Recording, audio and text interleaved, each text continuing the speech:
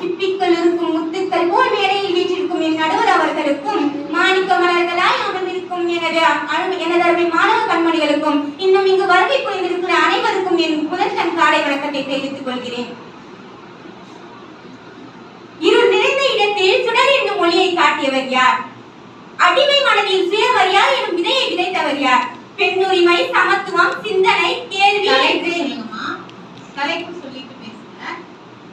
என்ன தலைப்பு பேசுங்க? இனிமே வரப்போகுதா? சொல்லுங்க, தலைப்பு வேணுமா? இருள் நிறைந்த இடத்தில் சுடர் என்னும் மொழியை காட்டியவர் யார்? அடிமை மனதில் சுயமரியாதை எனும் விதையை விதைத்தவர் யார்? பெண்ணுரிமை, சமத்துவம், சிந்தனை, கல்வி போன்றவற்றிற்கு அடித்தளம் போட்டவர் யார்? இப்படி யார் யார் என்ற கேள்விக்கு பதிலாக ஒருவர் தான் நம் தந்தை பெரியார். இன்று நான் பேசவிருக்கும் தலைப்பு வெறும் சாதாரணமாக சமூகம் பேசும் தலைப்பல்ல. அது நம் வாழ்நிலை, அது சுதந்திரத்தின் ஒரு அடிப்படை கேள்வியாக இருக்கிறது. பெரியார் இல்லாவிடில் இன்றும் நாளையும் நம் நிலை. மதிப்பிற்குரிய நடுவர்களே, என்னுடைய தோழமைகளே, இன்று நாம் சுதந்திரமாக பேசுகிறோம். பெண்கள் கல்வி கற்கிறார்கள். இன்னும் பெண்கள் பாதி தெய்வம் என போடப்படுகின்ற பெண்கள் டாக்டராகவும், இன்ஜினியராகவும், அமைச்சராகவும் இருக்கிறார்கள். ஆனால் எனக்கு ஒரு கேள்வி, பெரியார் இல்லாமல் இது சாத்தியமா? கற்பனை பண்ணுங்கள் நண்பர்களே. பெரியார் இல்லாவிடில் ஒரு சமூகத்தில், பெரியார் இல்லாத ஒரு உலகத்தில் இன்று எப்படி இருக்கும் தெரியுமா? ஒரு மனிதன் தன் தந்தையின் தொழிலிருந்து வெளியேற முடியாமல் ஒரு அடிமைத்தனமாக சிக்கிக் கொண்டிருப்பான். ஜாதி குறைந்தவன் என்று சொல்லி ஒருவனை வெளியே தள்ளி போடுவார்கள். இன்னும் சமுதாய விழிப்பில் பெரியார் இல்லாவிடில் நம் சமூகம் ஜாதி என்னும் சங்கிலியால் தான் கட்டுண்டிருக்கும். இன்னும் நான் மேலோர் நீ கீழோர் என்று பாகுபாடு பார்த்து கொண்டு நம்மை தரையிலும், இன்னும் உயர்ந்தவர்கள் வானத்திலும் பறந்து கொண்டிருப்பார்கள். கல்வி மற்றும் இடஒதுக்கீட்டில் பெரியார் இல்லாவிடில் இன்று நம்மில் பலரும் கல்வி கற்கவே முடியாது.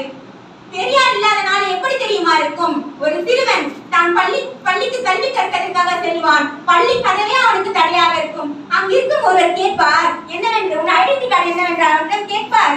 உன் கிளாஸ் என்ன என்று கேட்பார் இரட்டை அர்த்தத்தில். அதில் ஒன்று அவன் படிக்க போகும் வகுப்பை கேட்பார்கள், இன்னொன்று அவன் தந்தையின் மூலம் அவன் பெற்றுக்கொண்ட வகுப்பை பற்றி கேட்பார்கள். அச்சிறுவன் அக்கணமே தனது எதிர்காலத்தையே பள்ளியில் பூட்டிவிட்டு செல்வான். இன்னும் ஒரு பெண் புத்தகத்தை கையில் ஏந்துவாள் படிப்பதற்காக. அடுப்புது பெண்களுக்கு படிப்பதற்கு என்று கேட்டு அவளை அடிமைத்தனம் படித்து ஆணாதிக்கம் செய்து கொண்டிருப்பார்கள். இதுவே பெரியார் இல்லாத நாளையாக அமையும் நண்பர்களே.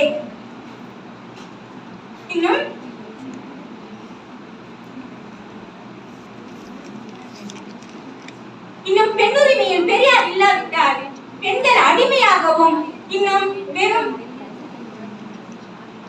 ஆண்களுக்கு பிள்ளை பெற்று தரும் ஒரு இயந்திரமாக மட்டும்தான் அவர்கள் இருப்பார்கள். Periyar 1930 child marriage restraint act என்ற குழந்தை திருமண தடை சட்டத்தை இயற்றாமல் இருந்திருந்தால் இன்று பல பெண்களுக்கு குழந்தையை திருமணம் செய்து வைத்திருப்பார்கள். 80 வயது கிழவனுக்கு 8 வயது சிறுமி மனைவியாகி இருப்பார். அந்த கிழவன் மரணித்து விட்டால் அந்த 8 வயது சிறுமி படித்து பட்டம் பெறுவதற்கு முன்னே விதவை என்ற பட்டத்தை சூடிக்கொள்வார். இன்னும் பெரியார் இல்லாவிடில் நம் பாட புத்தகங்களில் கூட ஹியூமனிட்டி சயின்ஸ் என்று வந்திருக்காது. கிறிஸ்டியனிசம், ஹிந்துயிசம், இஸ்லாமியக்கும் சொல்லிட்டு மத போதனைகளே மட்டுமே வந்திருக்கும். பெரியார் தான் 1925 மத பாடங்களை பாட புத்தகங்களில் நீக்க சொன்னார். அதன் பிறகுதான் அறிவியல், மனிதநேயம் என்று பாடங்களை கொண்டு வந்தார்கள். இன்னும் பெரியார் இல்லாவிடில் நம் சுதந்திரமாக ஒரு தலைவர்களை கூட நாம் தேர்ந்தெடுக்க முடியாது. ஏனென்றால் அரசியல் சில உயர்ந்தவர்களுக்கு மட்டுமே உரித்தானதாக ஆகிவிடும். இன்னும் பெரியார் பல புண்ணிய ஸ்தலங்கள் பெரியார் இல்லாவிடில் திறக்கப்பட்டிருக்காது.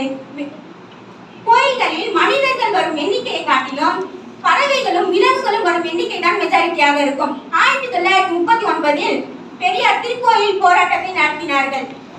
அப்பொழுதுதான் மெட்ராஸ் டெம்பிள் அத்தாரிட்டிசேஷன் என்ற ஆக்டே வந்தது.